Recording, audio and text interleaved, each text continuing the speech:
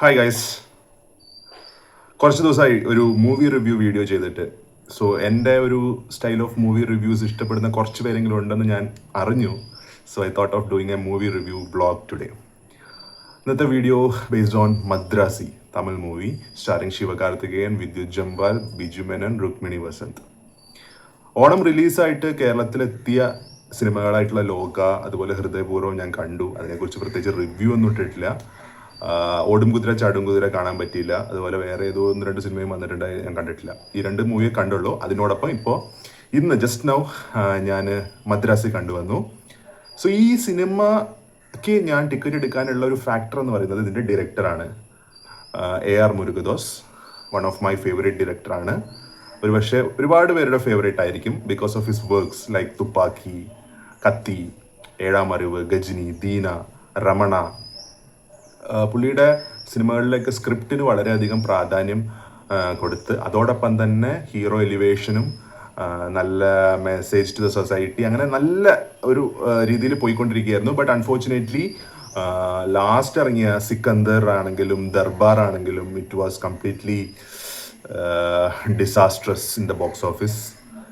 Even though Spyder എന്ന് പറയുന്ന ഒരു തെലുങ്ക് സിനിമ സ്റ്റാറിംഗ് മഹേഷ് ബാബു ആൻഡ് എസ് ജെ സൂര്യ പുള്ളി ചെയ്തു. അത് ബോക്സ് ഓഫീസിൽ പരാജയപ്പെട്ടെങ്കിലും I really like that movie. എനിക്ക് ആകെ പുള്ളിയുടെ കരിയർ ഗ്രാഫിൽ ഇഷ്ടപ്പെടാത്തത് ദർബാറും പിന്നെ ലാസ്റ്റ് ഇറങ്ങിയ സിക്കന്ദറുമാണ്.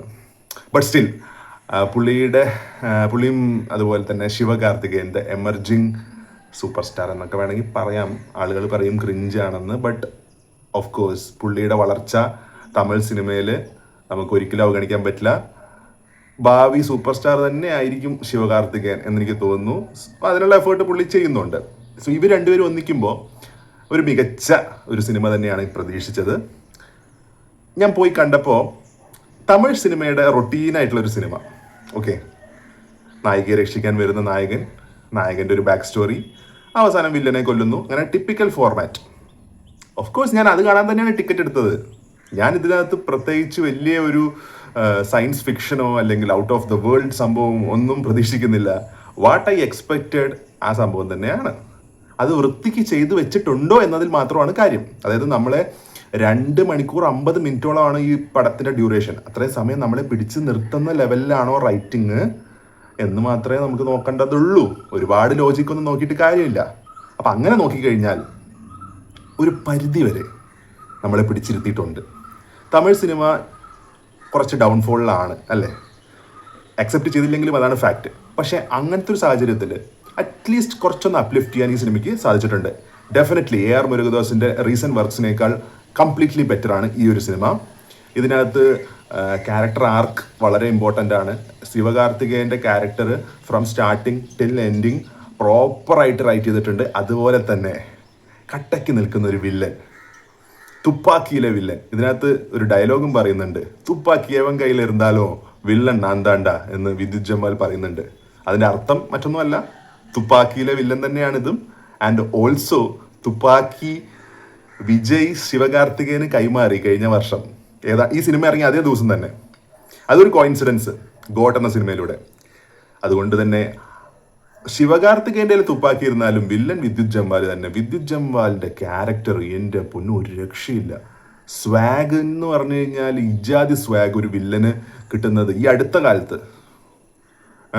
കാലത്ത് തമിഴ് സിനിമയിൽ ദ ബെസ്റ്റ് വില്ലൻ തന്നെയാണ് വിദ്യുത് ജംവാൽ. ഓഫ് കോഴ്സ് റോൾ ഒരു ടിപ്പിക്കൽ ടൈപ്പ് കാസ്റ്റ്, തുപ്പാക്കിയിൽ എന്തായിരുന്നോ അതേപോലത്തെ ഒരു റോള് തന്നെയാണ്. പക്ഷെ പുള്ളി വൃത്തിക്ക് ചെയ്തിട്ടുണ്ട്, പുള്ളിക്ക് ചെയ്യാൻ പറ്റുന്ന റോള് തന്നെ. അതുപോലെ തന്നെ സെക്കൻഡ് വില്ലൻ ഷബീർ കളരിക്കൽ, മലയാളിയാണ്. നമ്മുടെ കിങ് ഓഫ് കൊത്ത ദുൽഖറിൻ്റെ പടത്തിലും അതുപോലെ തന്നെ സാർപ്പാട്ട പരമ്പര എന്ന് പറഞ്ഞ തമിഴ് പടത്തിലൊക്കെ വില്ലനായിട്ടുള്ള ഷബീർ, പുള്ളിയുടെ റോള് നന്നായിട്ട് ചെയ്തിട്ടുണ്ട്. പിന്നെ നമ്മുടെ മലയാളി സാന്നിധ്യം ബിജു മേനോൻ കുറേ വർഷങ്ങൾക്ക് ശേഷം തമിഴിൻ്റെ ഒരു സിനിമയിൽ അഭിനയിക്കുന്നതാണ്. സോ ഞാനത് ഈ സിനിമയ്ക്ക് ഒരു ബൂസ്റ്റിംഗ് ഫാക്ടറായിട്ട് എനിക്ക് തോന്നിയ ഒരു കഥാപാത്രമാണ്. പക്ഷേ അത് ഒരു ബിജു മേനോൻ്റെ റേഞ്ചിൽ പെർഫെക്റ്റ് ആണ്. ബിജു മേനോന് ഇതൊരു കേക്ക് വാക്ക് റോൾ തന്നെയാണ്. പക്ഷേ ഈ റോളിന് വേണ്ടി AR മുരുകദോസ് ആദ്യം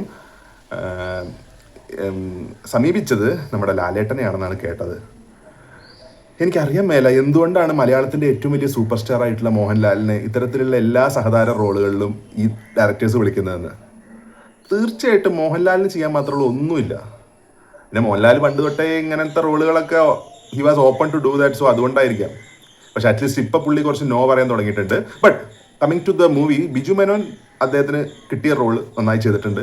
ഒരു NIA ഓഫീസറായിട്ടാണ്. ഒരിക്കലും ഒരു മലയാളം കലർന്ന തമിഴൊന്നുമല്ല, പ്രോപ്പർ ആയിട്ടുള്ള തമിഴ് തന്നെയാണ്. പിന്നെ അദ്ദേഹത്തോടൊപ്പം തന്നെ ഉള്ളത് നമ്മുടെ വിജയുടെ കസിനായിട്ടുള്ള വിക്രാന്ത് ഒരു നല്ല റോൾ ചെയ്തിട്ടുണ്ട്. പിന്നെ ഇതിലെ ഹീറോയിൻ രുക്മിണി വസന്ത്, കന്നഡ നടിയാണ്. രുക്മിണി വസന്ത് ഓക്കെ ആയിരുന്നു, ബട്ട് ഐ ഡോണ്ട് തിങ്ക്, എൻ്റെ പേഴ്സണൽ അഭിപ്രായമാണ്, ശിവകാർത്തികേയനും രുക്മിണിയും ഉള്ള ഒരു കോമ്പിനേഷൻ സീൻസ് ഒന്നും അത്രയ്ക്ക് വർക്കൗട്ട് ആയിട്ടില്ല എന്നാണ് എൻ്റെ അഭിപ്രായം. അത് മേ ബി ആ സോങ്സ് ഒക്കെ ആണെങ്കിലും എനിക്ക് അതൊരു വലിയ ഇമ്പാക്റ്റ് ഒന്നും തോന്നിയില്ല. ബൈ അനിരുദ്ധ്. യൂഷ്വലി അനിരുദ്ധ് ഒരു സിനിമേനെ ഭയങ്കര അപ്ലിഫ്റ്റ് ചെയ്യും through his songs and music. ഒരു പരിധി വരെ ഓക്കെ ആയിരുന്നു. SKക്ക് കൊടുത്ത മ്യൂസിക് ആണെങ്കിലും നമ്മുടെ വിദ്യുത് ജമ്വാലിൻ്റെ മ്യൂസിക് ആണെങ്കിലും ഈവൻ ബിജു മേനോൻ്റെ ബാക്ക്ഗ്രൗണ്ട് സ്കോറും അടിപൊളിയായിരുന്നു. ബട്ട് ഇതിനകത്ത് എന്താ പറയുക, നായികയും നായകനും കൂടിയുള്ള പാട്ടുകളും അതൊന്നും അത്ര വലിയ ഇമ്പാക്റ്റ് ആയില്ല. അതുപോലെ ഈ നായിക റോളിന് വേണ്ടി ആദ്യം അപ്രോച്ച് ചെയ്തത് മൃണാൾ ഠാക്കൂറിനെയാണെന്ന് കേട്ടു. പുള്ളിക്കാരി റിജക്റ്റ് ചെയ്തതാണ് റോളെന്നും കേട്ടു.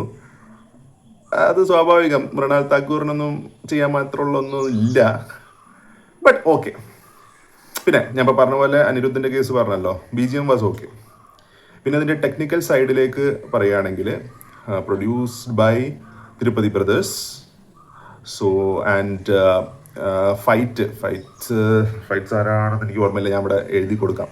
സോ ഫൈറ്റ്സ് എന്തായാലും വൺ ഓഫ് ദ ബെസ്റ്റ് ആണ്. എസ്പെഷ്യലി വിദ്യുത് ജമ്വാലിൻ്റെ ഒക്കെ സ്വാഗ് പ്രോപ്പറായി യൂട്ടിലൈസ് ചെയ്യുന്ന തരത്തിലുള്ള ഒരു ഫൈറ്റ് ഉണ്ട് സെക്കൻഡ് ഹാഫിൽ. അത് ദ ബെസ്റ്റാണ്. Okay. And editing by Sreekar Prasad. പുള്ളി വെറ്ററനാണ് ഈ കാര്യത്തിലൊക്കെ. സോ നമുക്ക് ഒന്നും പറയാനില്ല, പെർഫെക്റ്റ് കട്ട്സ് ആണ്. അതായത് ഇങ്ങനെ പടം ഇങ്ങനെ സീൻ ബൈ സീൻ ഇങ്ങനെ പോയിക്കൊണ്ടിരിക്കുകയാണ്. നമുക്ക് വലിയ അതിൽ ലാഗ് ഒന്നും തോന്നില്ല. സോ അതിന് ഓഫ് കോഴ്സ് എഡിറ്റിങ്ങിന് വലിയധികം പങ്കുണ്ട്. കാരണം പടം 2 മണിക്കൂർ 50 മിനിറ്റാണ്. പിന്നെ ഒരു കാര്യം പറയാൻ വിട്ടുപോയി. ഇതിനകത്ത് ഈ ആവശ്യമില്ലാണ്ട് കുറെ കോമഡി കൗണ്ടേഴ്സ് ആഡ് ചെയ്യാൻ വേണ്ടി മറ്റേ യോഗി ബാബുവിനെ പോലത്തെ ആൾക്കാരൊക്കെ കുത്തിക്കയറ്റുന്ന പരിപാടിയുണ്ട്. പടം നടക്കുന്നത് ചിലപ്പോൾ വല്ല ജപ്പാനിലോ കൊറിയയിലൊക്കെ ആവും. അവിടെയും യോഗി ബാബു ഒക്കെ വന്ന് അങ്ങനത്തെ പരിപാടിയൊന്നുമില്ല. പടം നടക്കുന്നത് ചെന്നൈയിലാണ്.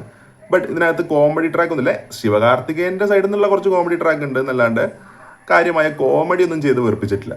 മെയിൻ ആക്ഷനും പിന്നെ പുള്ളിയുടെ ഒരു ബാക്ക് സ്റ്റോറി ഉണ്ട്. അത് അത്യാവശ്യം നല്ല രീതിയിൽ കൊണ്ടുപോയിട്ടുണ്ട്. അപ്പോൾ ഓവറോൾ ഞാൻ എന്താ പറയുക, അത് അധികം വലിച്ചു കിട്ടുന്നില്ല ഈ റിവ്യൂ. ഓവറോൾ നിങ്ങൾക്ക് സമയമുണ്ടെങ്കിൽ കാണാവുന്ന ഒരു ഡീസൻറ്റ് വാച്ച് തമിഴ് മൂവിയാണ്. ഇതൊരു മസ്റ്റ് വാച്ച് മൂവി ആയിട്ടൊന്നും ഞാൻ പറയുന്നില്ല, പക്ഷെ ഒരിക്കലും ഒരു മോശം സിനിമയല്ല. തിയേറ്ററിക്കൽ എക്സ്പീരിയൻസിന് ഓക്കെ ആയിട്ടുള്ളൊരു മൂവിയാണ്.